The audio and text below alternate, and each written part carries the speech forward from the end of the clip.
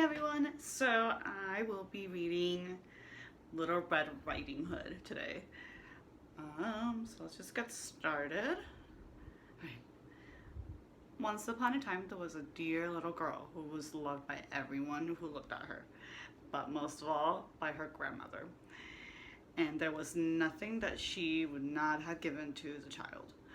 Once she gave her a little cap of red velvet, which which suited her so well that she would never wear anything else. So she was always called Little Red Riding Hood. One day, her mother said to her, "Come, Little Red Riding Hood. Here is a piece of cake and a bottle of wine. Take them to your grandmother. She is ill and weak, and they will do her so good. Set out before it gets hot, and when you are going, walk nicely and quietly, and do not run off the path, or you may fall and break the bottle. And then your grandmother will get nothing. And when you go into her room, don't forget to say good morning, and don't peep into every corner before you do it." "I will take great care," said Little Red Riding Hood to her mother, and gave her the basket. The grandmother lived out in the woods, half a league from the village, and just as Little Red Riding Hood entered the woods, a wolf met her.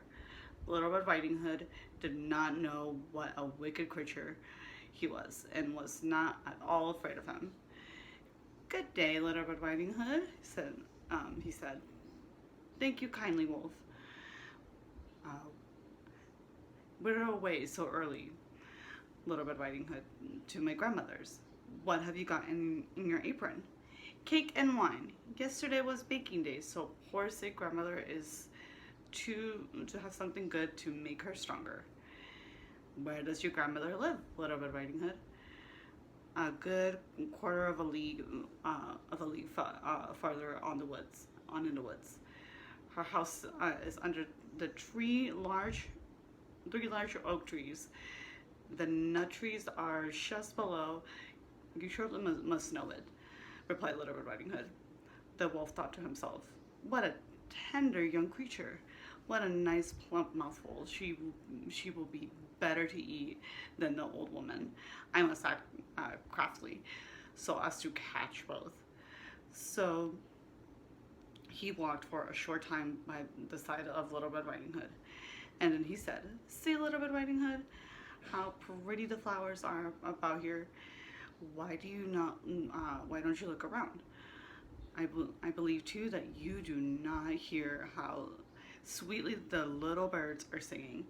You walk gravely along as if you were going to school, while everything else out here in the woods is merry." Little Red Riding Hood raised her eyes, and when she saw the sunbeams dancing here and there through the trees, and pretty flowers growing everywhere, she thought, "Suppose I take grandmother a fresh nosegay. That would please her too. It is so early in the day, and I shall still get there in good time." And so she ran from the path into the wood to look for flowers. And whenever she had picked one, she fancied that she saw a still prettier one farther on, and ran after it, and so got deeper and deeper into the woods. Meanwhile, the wolf ran straight to the grandmother's house and knocked at the door. "Who's there?" Little Red Riding Hood replied. The wolf. She is bringing cake and wine. Open the door." Lift the latch, called grandmother. "I am too weak and cannot get up." The wolf lifted the latch. The door sprang open, and without saying a word, he went straight to grandmother's bed and devoured her. Then he put on her clothes, dressed himself in her cap, laid himself in bed, and drew the curtains. Little Red Riding Hood, however, had been running about picking flowers, and when she had gathered so many that she could carry no more. She remembered her grandmother and set out on the way to her. She was surprised to find the cottage door standing open, and when she went into the room, she had such a strange feeling that she said to herself, "Oh dear, how uneasy I feel today, and other times I like being with grandmother so much." She called out, "Good morning," but received no answer. So she went to bed and drew back the curtains. There laid her grandmother with her cap pulled far over her face and looking very strange. "Oh, grandmother," she said, "what big ears you have." "The better to hear you with, my child," was the reply. "But grandmother, what big eyes you have," she said. "The better to see you with, my dear." "But grandmother, what large hands you have. The better to hug you with." "Oh, but grandmother, what terrible big mouth you have. The better to eat you with." And scarcely had the wolf said this, then with one bound he was out of bed and swallowed up Little Big Riding Hood.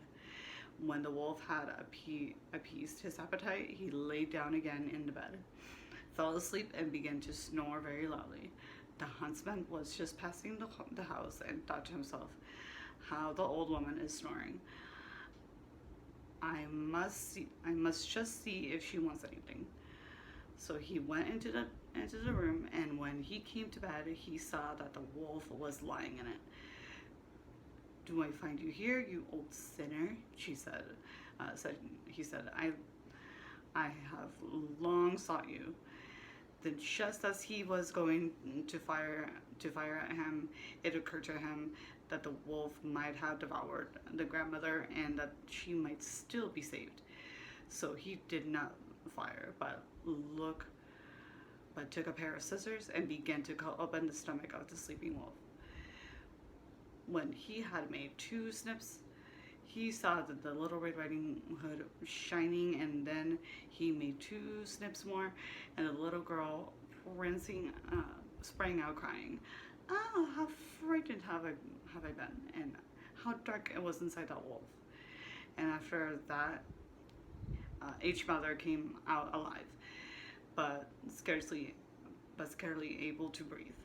Little Red Riding Hood, however, quickly fetched great stones with which they filled the wolf's belly, and when he awoke, he wanted to run away, but the stones were so heavy that he collapsed at once and fell dead. Then all 3 were delighted. The huntsman drew off the wolf skin and went home with it. The grandmothers ate the cake and drank the wine which Little Red Riding Hood had brought and revived.